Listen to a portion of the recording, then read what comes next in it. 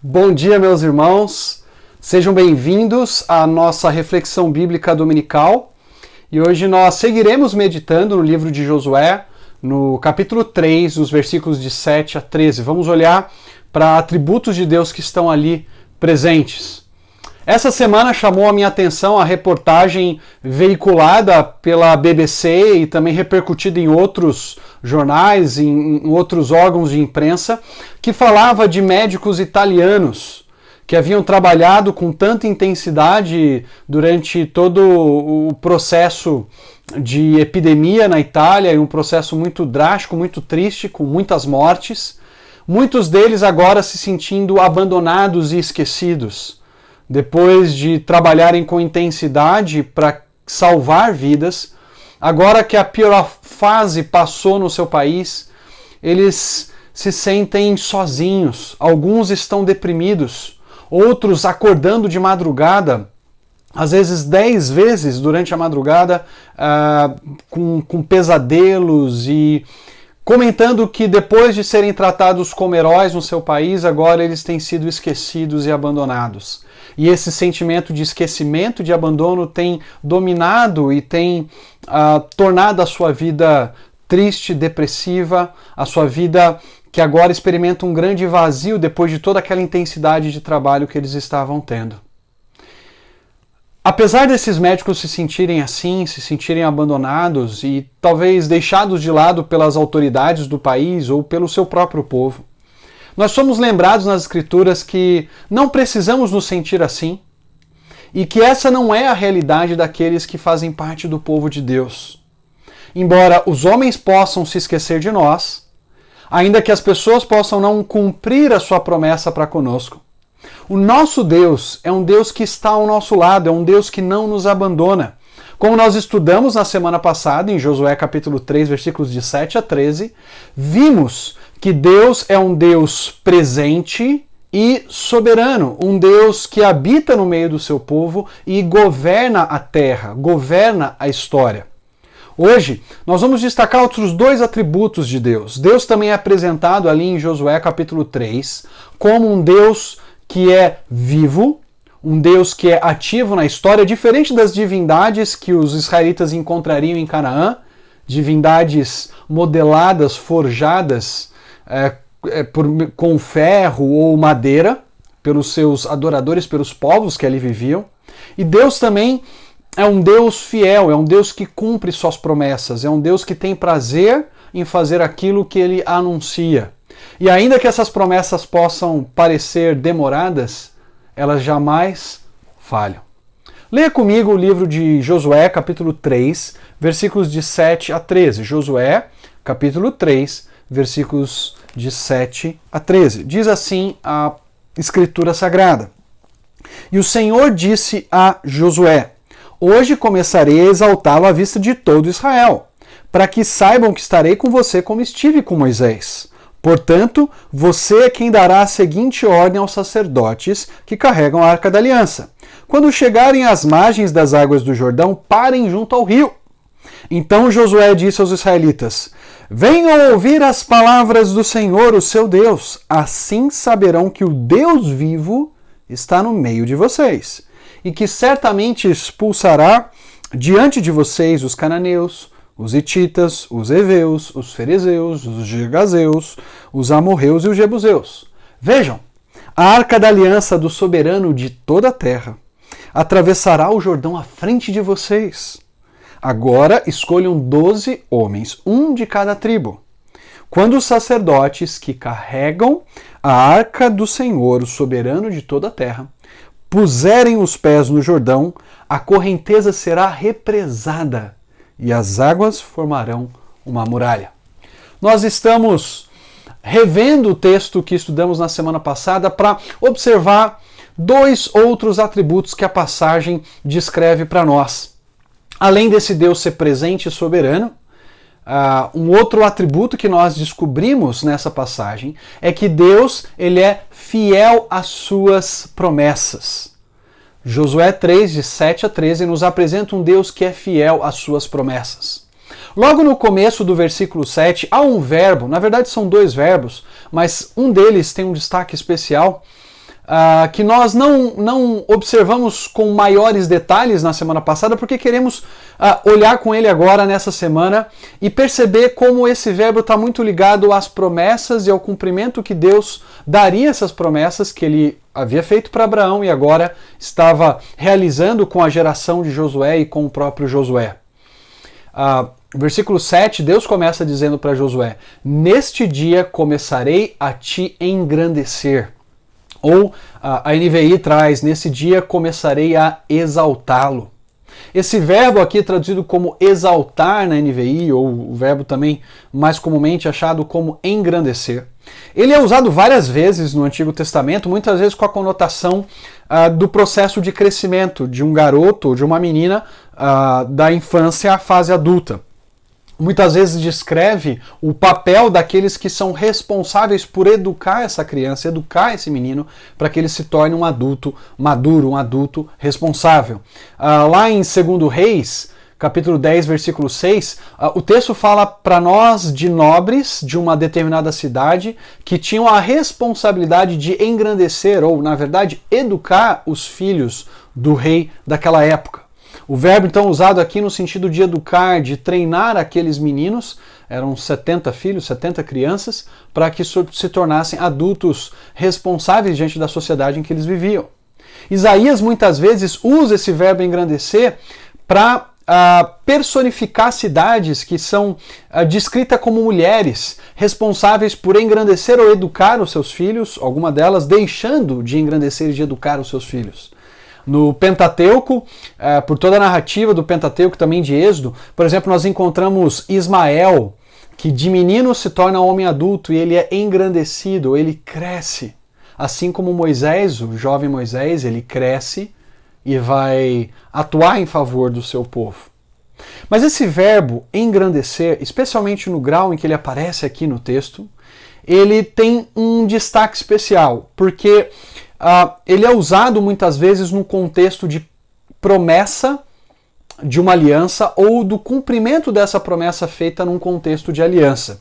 Por exemplo, se nós olhamos para o texto de 1 Crônicas 29:12, Davi, depois de ter o seu reino estabelecido já no final da sua vida e de ter levantado as ofertas para a construção do templo que o seu filho executaria, ele ora a Deus dizendo: riquezas e glória vêm de ti, tu dominas sobre tudo, na tua mão há força e poder, contigo está o engrandecer e a tudo dar força. Davi aqui reconhece que aquela condição de reino estabelecido, de uma dinastia firmada, a possibilidade de juntar essas ofertas para a construção de um templo, faziam parte do processo de engrandecimento dele, que era realizado pelo próprio Deus. Deus estava engrandecendo Davi como rei daquela nação, engrandecendo a dinastia de Davi e firmando aquela dinastia conforme ele havia prometido lá em 2 Samuel capítulo 7. Quando o próprio Davi queria construir um santuário para o Senhor, uma casa para o Senhor, e Deus disse: eu é que vou construir uma casa para você e o seu filho é que edificará esse santuário, esse templo para mim. Deus estava engrandecendo Davi, realizando e cumprindo as suas promessas, começando a cumprir aquilo que ele havia prometido para esse rei. Mas sabe o que é mais interessante ainda? É que o verbo engrandecer, que Deus usa aqui para se referir a Josué sendo engrandecido diante de todo Israel, aos olhos de todo o povo, ele só é usado num discurso de Deus a um ser humano. Lá no Pentateuco, nos livros de Gênesis a Deuteronômio, que são os livros que vêm logo antes de Josué, historicamente eles também estão situados num momento anterior, só aparece num texto específico, no texto de Gênesis 12, versículo 2. Ali Deus diz para o antepassado de Josué, o antepassado da nação de Israel, Abraão: de ti farei uma grande nação, te abençoarei e te engrandecerei o nome. Ao usar o mesmo verbo aqui para falar do engrandecimento de Josué, Deus está ecoando de certa forma um verbo que lembrava as promessas feitas a Abraão. Esse mesmo Deus que promete engrandecer Abraão, agora vai engrandecer um descendente de Abraão, Josué, diante de todo o povo. E vai, de certa forma, por meio do engrandecimento de Josué, ao abrir o Jordão, ao parar as águas do Jordão, dar cumprimento à promessa da terra que ele havia feito para o antepassado. Em Gênesis capítulo 17, versículo 8, Deus diz para Abraão: toda a terra de Canaã, onde agora você é estrangeiro, darei como propriedade perpétua a você e a seus descendentes, e serei o Deus deles. Ao usar o verbo engrandecer de maneira proposital aqui no seu discurso a Josué, Deus está lembrando: Josué, eu vou te engrandecer diante de todo o povo e vou te confirmar como líder da nação.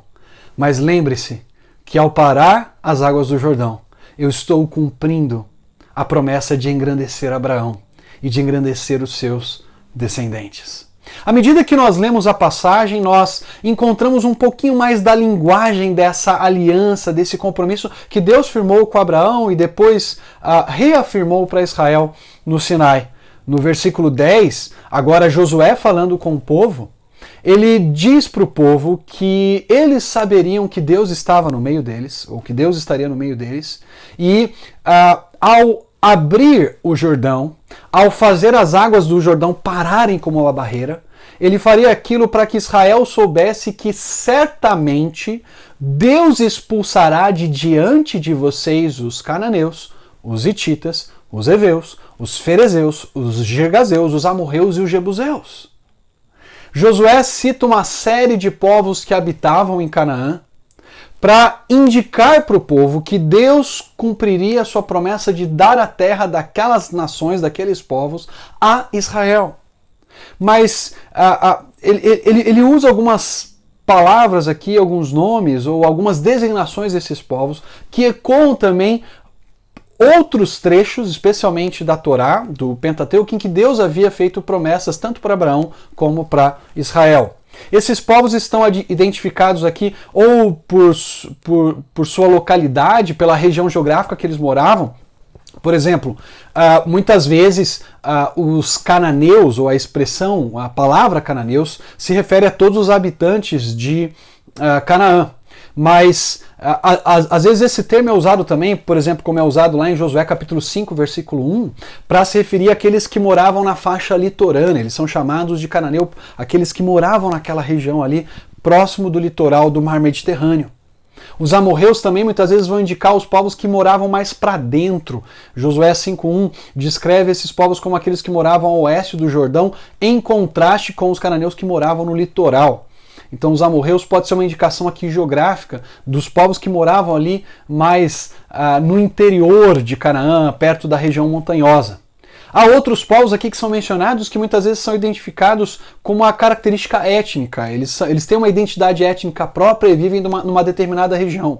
Por exemplo, é o caso dos heveus. Os heveus, eles são descritos mais à frente, especialmente no capítulo 9, como habitantes ali da cidade de Gibeon. Ou Gibeão em algumas versões. Em Gênesis 34, 2, esses heveus são descritos morando na cidade de Siquém. Josué então menciona esses povos, mas o que se destaca para nós é essa lista de nações, porque essa lista de nações, ela geralmente aparece também no contexto de promessa do pacto com Abraão ou de promessa do pacto com Israel ali no Sinai. Quando nós olhamos, por exemplo, para Gênesis 15, depois de Deus atravessar aqueles animais que haviam sido cortados, ratificando para Abraão, dizendo: eu vou cumprir minhas promessas, eu vou cumprir minha aliança com você. Era um ritual muito comum em que as duas partes passavam entre os animais, duas partes de uma aliança passavam, cada um garantido que cumpriria o seu papel, a sua responsabilidade naquele pacto, naquela aliança. No caso aqui, apenas Deus passa.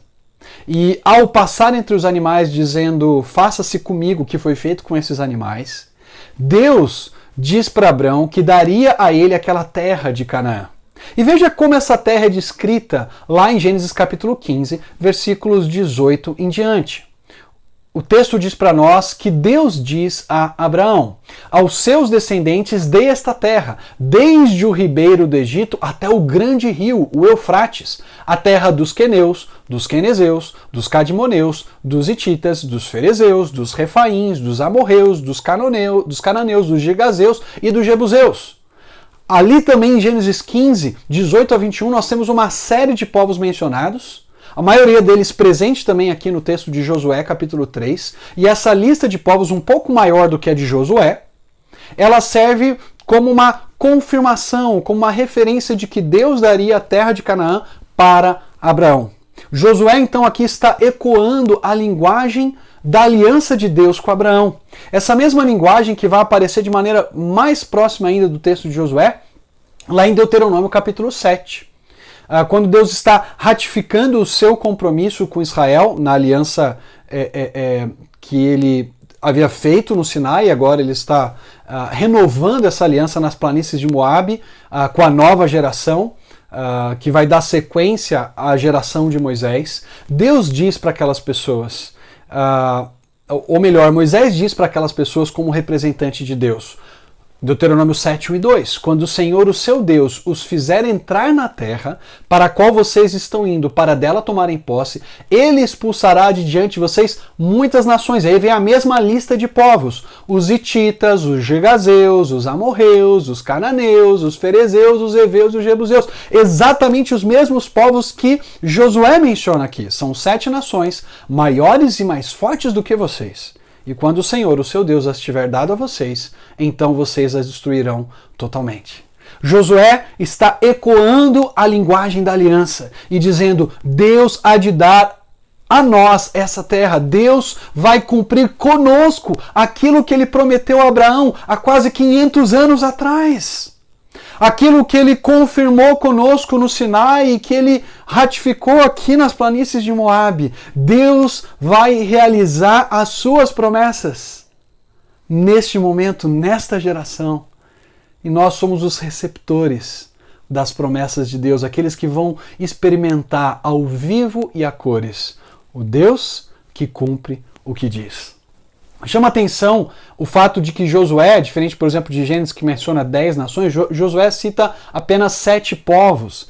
E a ideia, basicamente, do número 7 aqui é uma ideia de completude, de totalidade. Josué está dizendo para o povo: Deus há de dar toda a terra de Canaã. Tudo que ele prometeu, ele vai cumprir. Nas cartas de Amarna, textos escritos mais ou menos nessa época da conquista, nesse período da conquista, próximo dele, alguns reis cananeus escrevem para o faraó egípcio dizendo, por exemplo: eu me prostro aos pés do rei o meu senhor. Aqueles reis cananeus serviam ao faraó, né? O faraó era o grande líder ali deles, como se fosse uma espécie de imperador sobre os reis cananeus. Eles falam: eu me prostro aos pés do rei meu senhor 7 vezes e 7 vezes. O número 7 é usado com a ideia de completude. Eu me humilho completamente diante do faraó. E aí nós somos lembrados que o próprio texto bíblico muitas vezes usa o número 7 com a ideia de completude. Por exemplo, Gênesis 4,15 diz que quem matasse Caim seria vingado 7 vezes. Jacó, antes de se encontrar com seu irmão Esaú, se prostra 7 vezes. Naamã se lava 7 vezes no rio Jordão. O salmista diz que a palavra de Deus é depurada 7 vezes. Então, quando Josué menciona aqui 7 povos de Canaã, ele estava dizendo: Deus vai nos dar completamente essa terra e ele vai cumprir plenamente as suas promessas.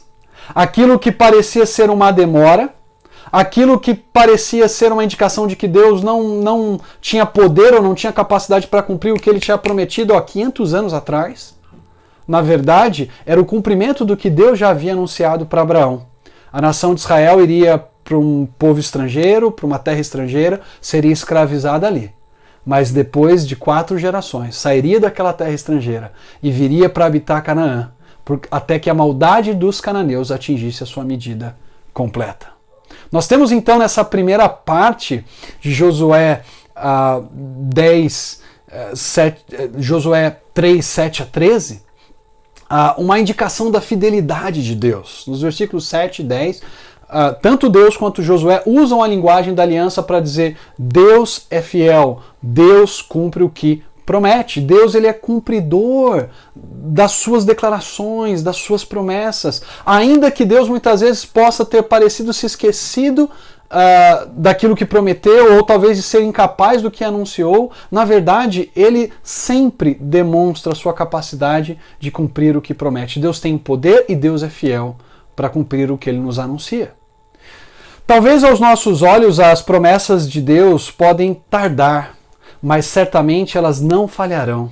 Essa passagem de Josué é um chamado para cada um de nós a guardar ardentemente as promessas de Deus enquanto caminhamos pelo deserto da quarentena, do isolamento, o deserto da pandemia, o deserto da incerteza. Deus diz a cada um de nós aqui, por meio da passagem de Josué, olhe para frente, não olhe para trás. O cumprimento das promessas que essa nova geração de Josué estava experimentando deveria ter mantido a geração anterior com os seus olhos adiante.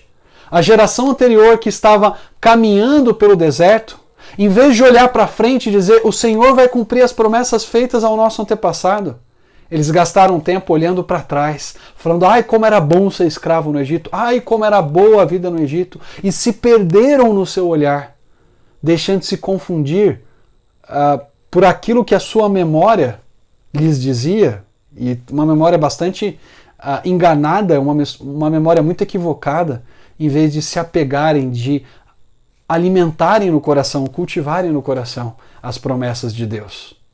Em vez de olhar para frente, para a terra de Canaã, a geração anterior a Josué olhava para trás, para o Egito. Onde os seus olhos estão fixos hoje? Será que você tem fixado o seu olhar na vinda de Jesus? Nas promessas que ele tem para nós adiante? Nós também estamos peregrinando por um deserto. A vida nesse mundo é descrita muitas vezes pelos autores do Novo Testamento como um momento de peregrinação daqueles que são discípulos de Jesus Cristo. Mas nós aguardamos aquele momento em que nos encontraremos com o nosso Salvador. E essas promessas futuras que devem nos manter andando. E essas promessas futuras devem estar diante do nosso olhar, para que a gente não se perca e se deixe confundir e se perder com crenças erradas, com pensamentos equivocados, com ideias que são opostas àquilo que Deus diz para nós na sua palavra. Não se deixe perder no seu olhar, reclamando ou tentando pensar como seria maravilhoso se a sua situação de vida fosse diferente daquilo que você está experimentando hoje. Deus nos chama a cultivar essas boas promessas no nosso coração. Muitas vezes o nosso olhar se perde, por exemplo, quando nós dizemos para nós mesmos, poxa, bem que a minha vida poderia estar melhor nessa quarentena se eu não tivesse esse cônjuge difícil ao meu lado. Ou, por que eu não mudei de emprego quando eu tive aquela proposta? Agora eu tenho de lidar com esse chefe difícil nesse momento complicado. Talvez o seu olhar esteja perdido pensando naquelas crianças que não param de correr pela casa e muitas vezes são desobedientes e pecadoras, e você fala, por que eu preciso cuidar dessas crianças pecadoras e desobedientes dentro de um apartamento de 60 metros quadrados, 50 metros quadrados, enquanto muitos casais sem filhos estão talvez tranquilos, descansando, ou conseguem administrar um pouco melhor a sua vida sem crianças correndo para lá e para cá e desobedecendo a todo momento. Ou talvez você se sinta muito sozinho e diga, poxa, por que eu tenho que passar por esse momento a sós, sem um cônjuge, sem o apoio de uma pessoa querida ao meu lado, me dando força, me animando num momento tão solitário? Talvez você tivesse planos para se casar nesse período agora que estamos vivendo e diga, ai, como seria bom se essa quarentena não tivesse acontecido e eu finalmente pudesse me casar e estar do lado da pessoa que eu amo. E o nosso olhar pode se perder e a gente pode ficar divagando nos nossos pensamentos e muitas vezes, em vez de olhar para frente, para aquilo que Deus tem para nós, nós nos perdemos no meio do caminho e nos deixamos levar pela murmuração, pela reclamação, nos deixamos levar por ideias como se fôssemos pessoas que não têm esperança, como se fôssemos pessoas que não têm um Deus vivo ao seu lado. Cultive as promessas de Deus no seu coração. O Senhor Jesus promete, por exemplo, para nós lá em Apocalipse 22, 12 a 14, eis que veio em breve, eu sou o alfa e o ômega, o primeiro e o último, o princípio e o fim. Felizes os que lavam as suas vestes, para que tenham direito à árvore da vida e possam entrar na cidade pelas portas celestiais. O Senhor Jesus vem em breve. Anseie por esse momento. Lembre-se de que Ele há de cumprir o que prometeu e de que você é feliz por ter as suas vestes lavadas no sangue do Cordeiro. E um dia você vai poder entrar pelas portas da cidade e desfrutar da árvore da vida. Paulo também se apegava a essas promessas de salvação quando passava por momentos sombrios da sua vida, especialmente no seu segundo aprisionamento, quando ele estava prestes a ser decapitado. Ele diz para Timóteo lá em 2 Timóteo 4,18, olha, o Senhor permaneceu ao meu lado. 17 ele fala, o Senhor permaneceu ao meu lado. Ele diz no versículo 18, o Senhor me livrará de toda obra maligna e me levará a salvo para o seu reino celestial. A ele seja a glória para todo sempre. Amém.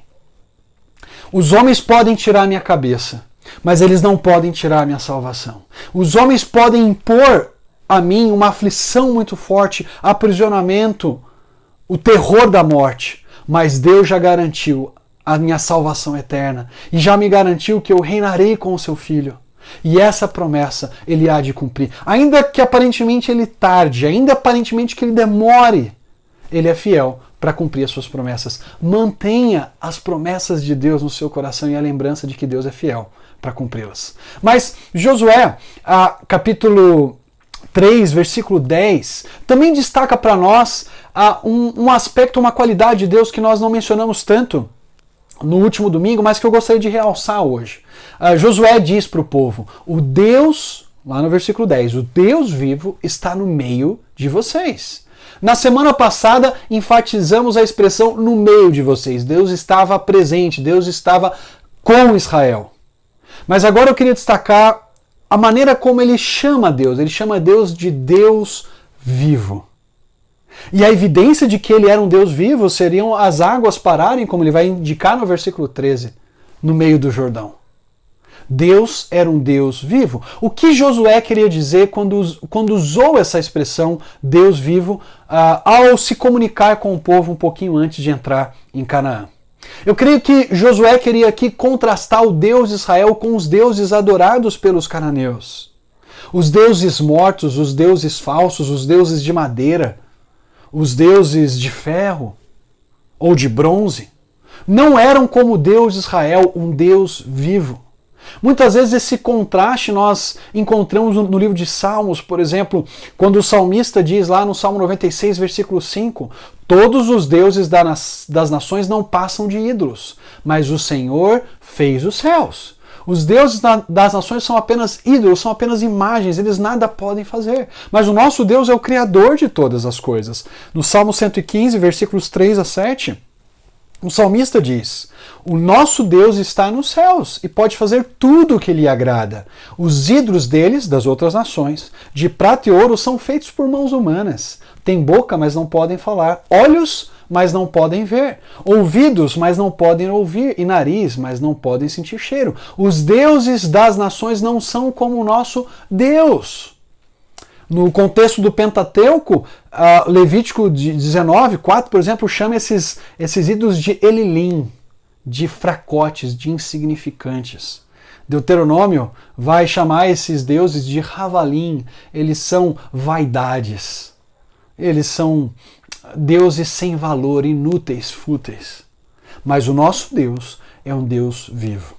É um Deus que criou os céus e que habita nos céus, está sobre a terra, e criou a terra e governa sobre tudo. Ele está ativo na história.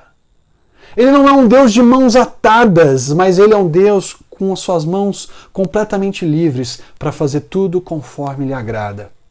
Como o salmista vai lembrar, no Salmo 84, versículos 1 e 2, ele diz, como é agradável o lugar da tua habitação, Senhor dos exércitos. A minha alma anela e até desfalece pelos átrios do Senhor. O meu coração e o meu corpo cantam de alegria ao Deus vivo. Deus escolheu um lugar para manifestar sua presença, um santuário.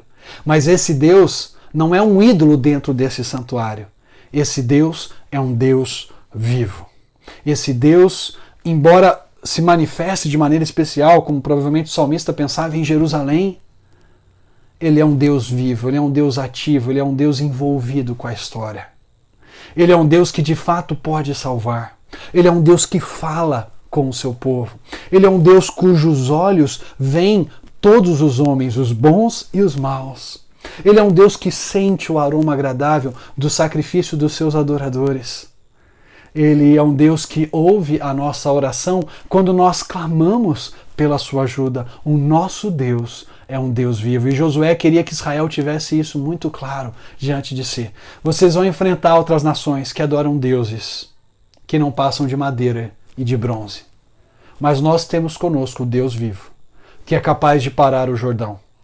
Nós temos conosco o Deus vivo, que é capaz de derrotar os nossos inimigos e nos fazer herdar e desapossá-los daquela terra, para que nós finalmente desfrutemos das promessas que Deus fez a Abraão, o nosso antepassado. Essa verdade da palavra de Deus nos chama a confiar em Deus como um Deus vivo, que está em todo lugar, faz tudo o que lhe agrada e nós podemos descansar nossas vidas a Ele. Há muitos teólogos por aí, até pastores, dizendo que Deus não tem relação nenhuma com o coronavírus, quase como se Deus fosse pego de surpresa e estivesse chorando, lamentando porque o coronavírus agora está destruindo os seres humanos e ele não tem o que fazer. Mas aqui Josué lembra Israel e a nós que o nosso Deus não é uma estátua decorativa, mas ele é um ser real, envolvido com o mundo em que nós vivemos e capaz de tudo.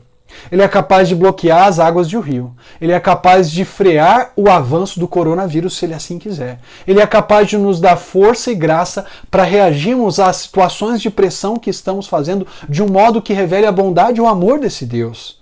Ele também é capaz de nos fazer dormir tranquilos em nossas camas, porque sabemos que o amanhã pertence a Ele. Como você tem vivido cada dia da sua quarentena? Aflito e angustiado como se não houvesse um Deus ao nosso lado? Ou como se esse Deus nada pudesse fazer? Ou você tem se lançado a esse Deus em oração? Ou você tem se lembrado ao ler da palavra de Deus todas as coisas grandiosas que Ele fez na história do seu povo e continua a fazer conosco? Ou você tem ligado para irmãos e irmãs em Cristo, compartilhado as grandezas de Deus e de que forma Deus tem, nos pequenos detalhes, se mostrado um Deus vivo para você e para sua família? Deus é um Deus que age na história, queridos. E Ele age na história para a sua própria glória e para o nosso bem maior. Conta-se de um homem que vivia na Romênia e que sempre dizia para o seu filho: querido, não importa o que acontecer, eu sempre estarei ao seu lado. Haja o que houver, eu sempre estarei ao seu lado. Tempos depois, nessa cidade em que esse homem e esse filho viviam, houve um terremoto e a criança estava na escola. A escola desabou e as crianças ficaram embaixo daqueles destroços e o pai correu para aquela escola lembrando-se da promessa ao filho: haja o que houver, eu sempre estarei ao seu lado. E ele, junto com outros pais, começaram a tirar os destroços para achar as crianças. Depois os bombeiros chegaram e quanto mais o tempo passava, mais a esperança daqueles pais de encontrar os filhos vivos se esvaía, se desvanecia. Mas esse pai insistentemente continuava a mexer nos destroços, tentando encontrar o seu filho, motivado pela promessa: haja o que houver, eu sempre estarei ao seu lado. Ao afastarem uma pedra enorme, puxada por um guindaste, ele chamou mais uma vez o nome do seu filho. E ele ouviu uma voz gritando: papai, estou aqui! Você está bem, meu amor? Ele disse para o filho. Sim, papai, mas estamos com muita sede e fome. Tem mais alguém com você, querido? Sim, os meus amigos da minha turma, da minha classe estão aqui. E com sucesso, os bombeiros conseguiram tirar a criança e todos os seus coleguinhas daqueles destroços. E quando a televisão foi entrevistar um menino, ele emocionou a todos.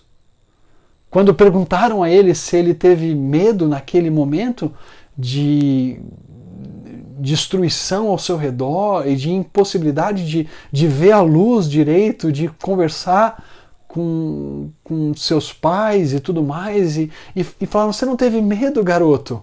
Ele disse: não. Eu falei para os meus amigos: vocês não precisam ter medo. Meu pai nos achará. Ele prometeu que sempre estará ao meu lado. E meu pai nunca quebra uma promessa. Nosso Deus é o Pai que nunca quebra sua promessa para conosco. Vamos orar? Pai querido, te louvamos porque o Senhor é um Deus vivo que cuida do nosso amanhã. O Senhor é um Deus vivo que cumpre as suas promessas. Nos mantenha com o olhar fixo lá na frente. Não queremos olhar para trás. O Senhor tem uma salvação poderosa a consumar no futuro ainda. O Senhor Jesus diz: eis que venho sem demora. Nós queremos nos colocar diante dessa promessa e cultivar essa promessa no nosso coração, sabendo que o momento de deserto que estamos passando será superado e vencido um dia pela vinda de Cristo Jesus. Ajuda-nos a lembrar, Pai, que o Senhor continua ativo na nossa história. O Senhor é um Deus vivo. O Senhor cuida de nós no nosso relacionamento familiar. O Senhor cuida de nós enquanto lidamos com um chefe difícil. O Senhor cuida de nós enquanto trabalhamos para ensinar os nossos filhos em meio aos seus pecados e lutas.